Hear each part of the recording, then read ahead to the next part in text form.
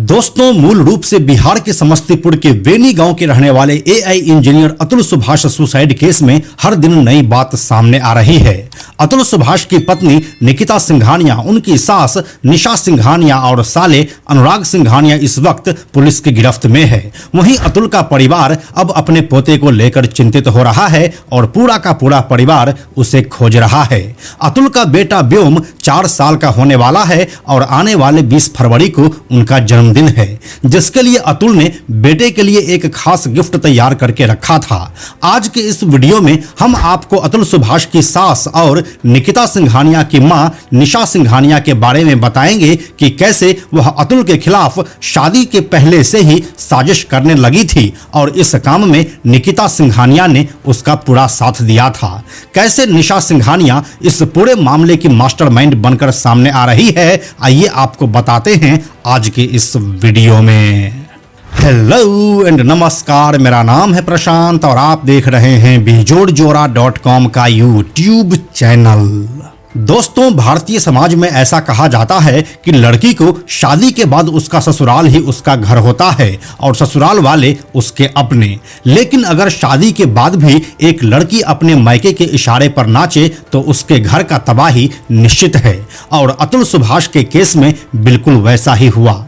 इस पूरे कहानी को देखकर आपको यह समझ में आ जाएगा कि जिस शादी को अतुल सुभाष और उसकी फैमिली अपनी जिंदगी समझ बैठे थे, असल में वह निकिता सिंघानिया के लिए एक काम था जिसे उसको उसकी मां निशा सिंघानिया के इशारों पर अंजाम देना था। और जैसे ही यह काम पूरा हुआ वैसे ही निकिता सिंघानिया इससे अलग हो गई। आइए आपको पूरी बात शुरुआत से बताते हैं।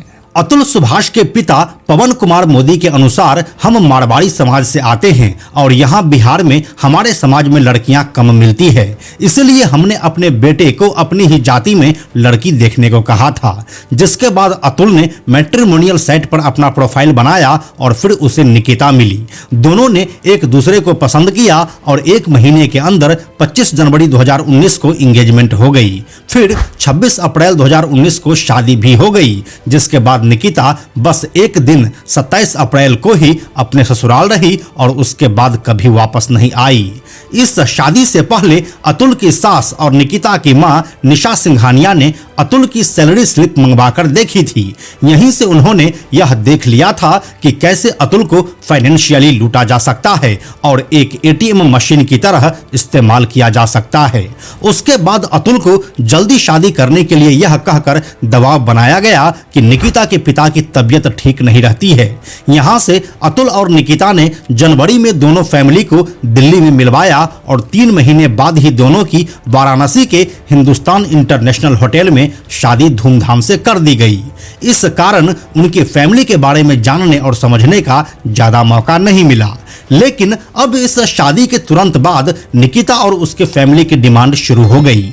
हर छोटी से छोटी चीज के लिए अतुल से पैसे मांगे जा रहे थे। निकिता ने 8 लाख रुपए का एजुकेशन लोन भी ले रखा था और इसके बारे में उसने अतुल और उसके पूरे परिवार को कुछ नहीं बताया था। अतुल के सवाल करने पर निकिता की मां निशा सिंघानिया ने कहा कि अब आप निकिता के पति हो तो ये लोन अब आप ही चुकाओगे, और अतुल ने ये लोन चुकाया भी। इसके अलावा अतुल सुभाष के पिता पवन कुमार मोदी के अनुसार शादी से पहले ही निकिता अतुल से डिमांड करती रहती थी। वह अपने ट्रेन छूटने का बहाना बनाकर अतुल से फ्लाइट का टिकट बनवाती थी। ऐसा निकिता ने कम से कम 6 से 7 बार किया था। शादी के बाद उसकी मां ने 2021 में मेरे बेटे से 3 लाख रुपए और फिर 9 लाख रुपए लिए थे। बाद में उसने घर लेने के लिए 50 लाख रुपए भी मांगे, लेकिन फिर मेरे बेटे ने उसे देने से इनकार कर दिया। अतुल सुभाष की मां अंजू मोदी के अनुसार जब निकिता प्रेग्नेंट थी तब मैं 4 महीना उसके पास बेंगलुरु में रही थी। इस दौरान निकिता की हरकतों को देखकर मुझे काफी घुटन होती। निकिता 4 दिनों तक नहाती नहीं थी और वह 9 बजे रात में ब्रश करती थी। इतना ही नहीं, वह नॉनवेज खाकर हड्डी कहीं भी फेंक देती थी और मुझे ये सब देखकर उल्टी आती थी। वह काफी छोटे छोटे कपड़े पहनती थी और उसका रहन सहन बिल्कुल ही अजीब था। मैं वहां पर जाकर सिर्फ 4 महीनों में ही डायबिटीज की मरीज बन गई थी। इसी दौरान निकिता को कोरोना हो गया था और उसने अपनी देखभाल के बहाने से अपनी मां निशा सिंघानिया को बेंगलुरु बुलवाया। फिर बाद में उसकी मां ने यह कहकर निकिता और उसके बेटे व्योम को अपने साथ ले गई कि जौनपुर में कोविड कम है। वहां जाने के बाद अतुल अपने बेटे से वीडियो कॉल पर बात करता था। बाद में उन्होंने वीडियो कॉल भी बंद कर दिया। उनका कहना था कि जब अतुल ने उन्हें पैसे देने की बात नहीं मानी तो वह अतुल की शर्त क्यों मानेगा। अतुल के पैसे नहीं देने की वजह से उसकी सास निशा सिंघानिया के मन में अब काफी गुस्सा भर चुका था। ऐसा इसलिए क्योंकि अतुल ने इससे पहले उसकी पैसों की हर डिमांड पूरी की थी, क्योंकि अब तक अतुल अपनी सास को 3 लाख और 9 लाख रुपए पहले ही दे चुका था। फिर इसके बाद वह अपनी पत्नी निकिता का 8 लाख रुपए का एजुकेशन लोन भी चुकाया था और फिर अपने साले अनुराग सिंघानिया को बिजनेस करने के लिए 5 लाख रुपया दिया था, जिससे वह पीयूष ट्रेडर्स खोला था।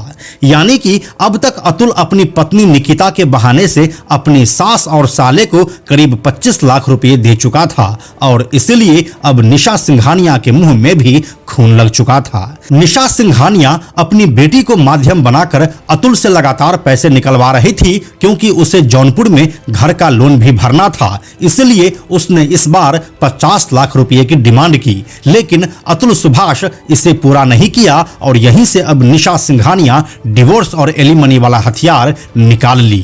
अपनी मां निशा सिंघानिया के इशारों पर नाचती हुई निकिता भी कभी ना तो अतुल को अपना सच्चा जीवन साथी मान सकी और ना ही उसके फैमिली को वह इज्जत दी जिसे वह डिजर्व करते थे, क्योंकि इस बात का अंदाजा अतुल सुभाष के छोटे भाई विकास कुमार के बातों से हो जाता है। विकास कुमार के अनुसार शादी के बाद निकिता ने अतुल से मॉरिशस में हनीमून की डिमांड की।